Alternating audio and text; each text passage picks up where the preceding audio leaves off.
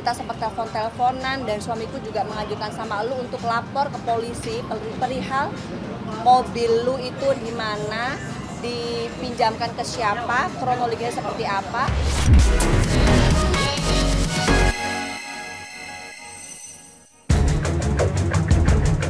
Dari panasnya sidang Nikita Mirzani, di ruang sidang yang lain, akhirnya setelah 8 bulan lamanya kasus pelaporan hingga sidang perdata penggelapan mobil yang menyeret nama Della Puspita dan sang suami Arman, kemarin Rabu 18 September 2025, Majelis Hakim Pengadilan Negeri Bekasi menjatuhkan putusan tegas bahwa Della Puspita dan suaminya dinyatakan bersalah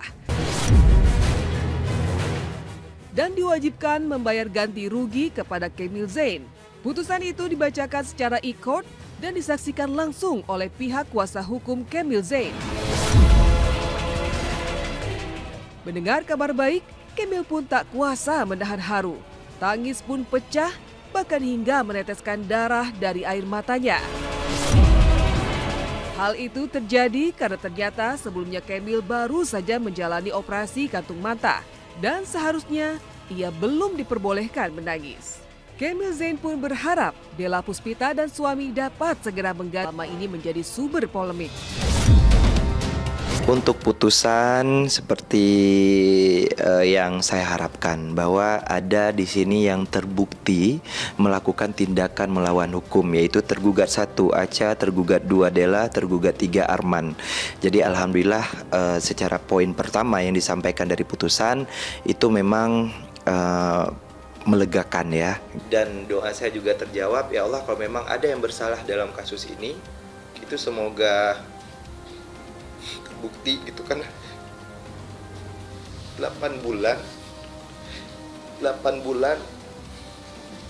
saya berjuang, bahkan dihina,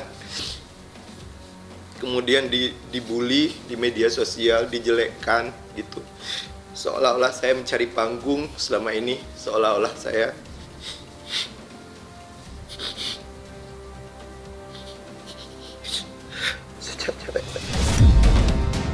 kan awal mulai menyerahkan mobil itu kan dia kan, bukan saya. Soal kasus perdata, dan aku juga akan membongkar satu fakta yang selama ini disimpan sendiri oleh yang bersangkutan dan aku tidak sertakan itu di persidangan tentang kasus perdata. Kemil, lu kurang ajar sama gua. Karena dari awal lu bilang ke media bahwa susah untuk komunikasi sama aku. Padahal pada saat lu nge-DM gua respon, kita sempat tukeran nomor telepon, kita sempat telepon-teleponan dan suamiku juga mengajukan sama lu untuk lapor ke polisi perihal mobil lu itu di mana, dipinjamkan ke siapa, kronologinya seperti apa. Dan tak cukup sampai di situ. Di tengah vonis bersalah atas kasus penggelapan mobil, Della Puspita dan sang suami juga Acha, salah satu terlapor, kini juga tengah dibayangi ancaman jeruji besi atas kasus pidana dugaan penipuan umroh yang kini masih bergulir di meja penyidik. Della Puspita yang sejak awal tampak garang, bahkan sempat berteriak-teriak lantang membela diri, kini justru divonis bersalah dalam kasus perdata dan harus bersiap menghadapi proses hukum pidana yang menantinya. Dan dari perkembangan kasus pidana ini, Kemil mengungkap bahwa Rabu kemarin Della dan suami dipanggil oleh pihak penyidik Polda yang tentu saja proses pidana ini masih terus berlanjut. 18 September itu menurut penyidik itu bahwa pemanggilan untuk Della Puspita dan akan didampingin oleh Arman karena Arman sebelumnya udah. Yang paling penting buat aku adalah gimana caranya kasus penipuan umroh ini selesai dengan cara yang sebenarnya. Yang diduga menipu ya harus mempertanggungjawabkan, bukan cuma ke aku tapi ke semua korban-korban yang lain, dan stop mencari uang dengan cara yang tidak baik. Stop mencari uang dengan cara yang tidak baik. Tapi orang kurang ajar, makin gue diemin lu somasi gue diem. Harusnya lu tahu diri lu butuh, lu cari gue, bukan gue yang nyari lu. Enak aja lu tahu gue korban kok, lu jadiin gue tersangka, enak aja lu ngelaporin gue. Pakai ini bro, ini. Pakai ini bro, ini.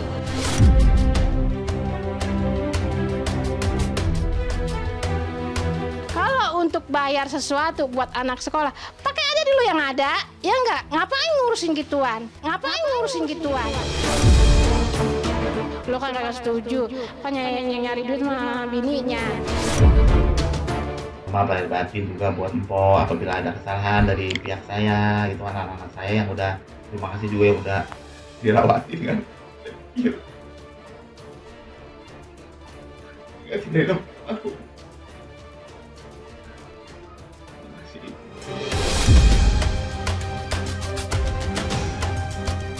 Kemarin, gejolak emosi kembali mewarnai keluarga almarhumah Po Alpa. Setelah sehari sebelumnya tangis dan kemarahan kakak Po Alpa pecah saat mereka mencurigai suami almarhumah Po Alpa, Aji Darmaji, diduga hendak menguasai harta warisan dan menyingkirkan Shirley, putri pertama Po Alpa dari pernikahan sebelumnya.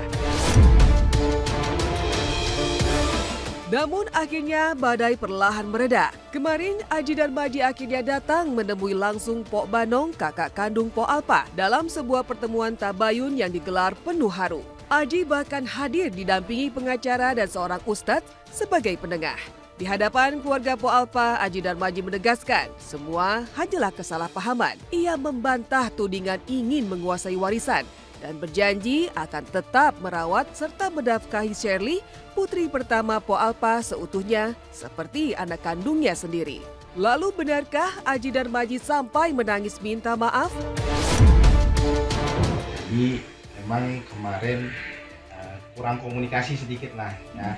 Jadi makanya ini publik di luar ini tanggapnya kemana-mana. Intinya tidak ada konflik, tidak ada sengketa, semua adem ayem, saling merangkul, cuman kurang komunikasi sedikit aja. Ada badan dulu dari pertama, jadi kan Ampo Banong kan ini kaget kayak gitu. Ya kurang komunikasi aja. Ya alhamdulillah ya, komunikasinya tetap terjalin keluargaan ya. Nggak ada huru-hara atau ribut atau cekcok, nggak ada. Apalagi secara apa gunung gini lah, gitu kan katanya. Terus harta lah nggak ada yang dibicarain harta. Ampo Banong kita tuh bicarain tentang perwalian anak yang belum bisa tanda tangan. Apabila ada pengurusan apa-apa kan kita udah waliin kayak gitu. Kalau si kakak kan udah punya KTP kayak gitu, udah dewasa, udah bisa tanda tangan sendiri. Jadi yang kita wali ini 3 anak ini. Kita nggak konflik, cuma Po Banong mah lihat video aja gitu loh. Videonya versinya seperti itu yang namanya Po Banong ya, nggak ada konfirmasi, nggak ada komunikasi. Jadi Bandung jawabnya seperti itu. Saya pribadi mohon maaf lahir batin kalau apabila kita ada miskom sama Mpok Ika gitu kan. Memang intinya kita miskom gitu. Mohon maaf lahir batin juga buat Mpok apabila ada kesalahan dari pihak saya, gitu anak-anak saya yang udah, terima kasih juga yang udah dirawatin kan. Tidak aku.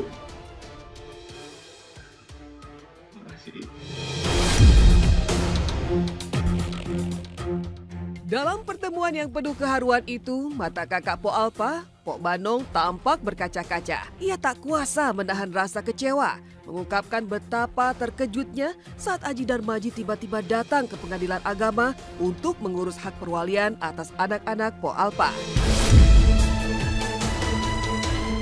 Namun benarkah masih ada yang mengganjal di hati Pok Banong? Dan benarkah Aji Darmaji sampai tak bisa tidur semalaman karena memikirkan prahara yang mendadak muncul di tengah duka ini? Di momen itulah pihak keluarga Aji Darmaji turut menjelaskan bahwa pengajuan hak perwalian semata-mata hanya untuk keperluan administrasi, agar surat-surat, misalnya surat kendaraan yang seluruhnya masih atas nama Po Alpa, dapat tetap diperpanjang saat masa pajaknya habis.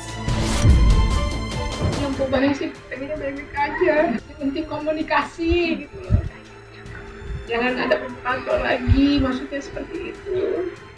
Kalau kita kan udah komunikasi enak gitu, jadi apa-apa kita tahu. Murni hanya untuk mewakili anak-anak Bang Aji nih, yang nanti, karena kan sepeninggalan almarhum banyak yang harus diurus. Karena belum cakap hukum ini anak-anaknya Bang Aji yang 3 orang ini, si Fatih sama si Kembar, wajib Bang Aji minta perwalian sekaligus ayah kandungnya. Kalau Kak Shirley, karena Kak Shirley sudah dewasa, jadi mesti paham dulu nih. Tasya ini sekarang sudah berusia kurang lebih 21, artinya dia sudah cakap hukum. Makanya tidak dimasukkan ke dalam permohonan.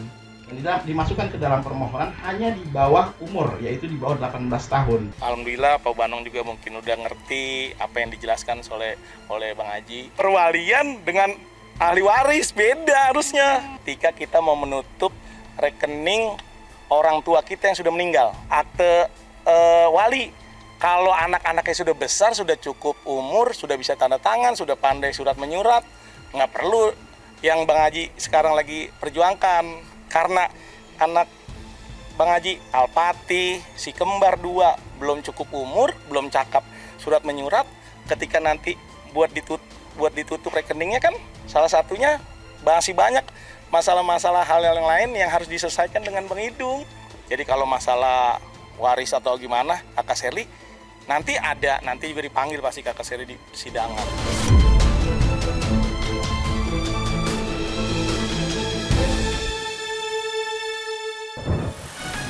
Yang lagi heboh dan viral nih pemirsa.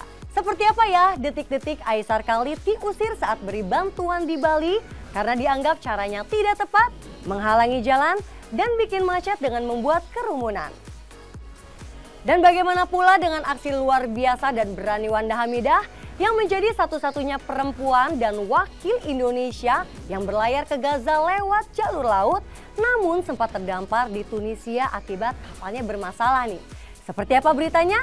Jangan kemana-mana, sesaat lagi hanya di Silat.